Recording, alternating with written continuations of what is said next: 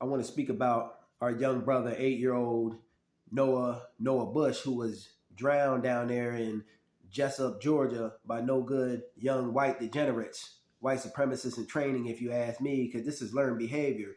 Kids just don't go around doing this. Our good brother Noah left his house, thinking that these were friends, and they say an argument ensued, and then they ended up pushing him in a borrow pit and may even held his head under water. Insane. These no good young degenerates in training, they need to be charged up. I think they've been charged with like simple assault, involuntary manslaughter, the 11-year-old. But this is, I don't know, this is far too light if you ask me, because they charge our kids up with homicide, as juveniles.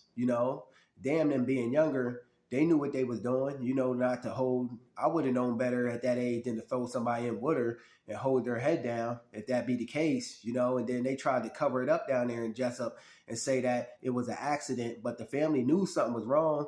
Noah Bush's family knew something was wrong, because he didn't even like going up at water. He didn't even like being around water. So the family kept on prying and digging and, pushing for things to be done. And then they eventually reopened the case and found out it was homicide. And they've also been charged with, these young degenerates have been charged with concealing his death. This was all learned behavior from the parents too. I blame the parents as well. But one of the parents has also been charged.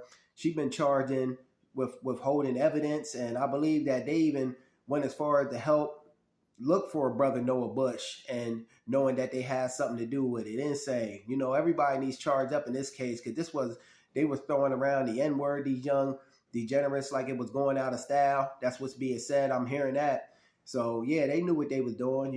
They wanted to execute this young black child, and this comes from the parents. They learned this in the household because their parents taught this to the kids. So yeah, and let's just hope that justice is served for our brother Noah Bush, because there's protests going on down there in Jessup, Georgia. And, my condolences goes out to his family and friends, and may he rest easy, and may justice be served for our young brother. But moving right along, I want to talk about our sister, 36-year-old Sonya Massey, who was executed in her own home by a no good race soldier with a badge. She called the cops thinking that there was an intruder in her home, and evidently, from what I gather, was a pot of water on the stove. My fault. A pot of water was on the stove, and maybe she was going to go get it or something, and the cop didn't want her to, but she had her hands in the air, and she was shot unjustly in her own home. How you go from calling the cops, being a good, concerned citizen, and you end up the victim on the other end of that coin, getting your life taken away from you? Insane. And they said this no good race soldier that done it, his body cam was turned off, and then the other officer that was on scene, he went to the car to get things to administer life-saving procedures to her, and this cop that done it stopped her from doing so. And this cop is charged with something now, but he needs to be charged with a hate crime and first-degree murder, if you ask me, because he murdered our sister. You know what I mean? And I'm tired of reporting on these stories, man, because we need this black hate crimes bill. This is why we need it, because it kind of gets me tired of reporting on it, because this just happens so much. Our people always on the end of the losing side of that coin when it comes to these race soldiers and people taking our lives, and this is why black hate crimes need put in effect. And we really need that. We got to keep stomping for that, because that would deter these people from harming our people. If they know that they're going to be held, no ifs, ands, or buts, to the highest extent of the law, they're going to be charged to the highest extent of the courts and held accountable. And they ain't just going to get off with the complexion for the protection.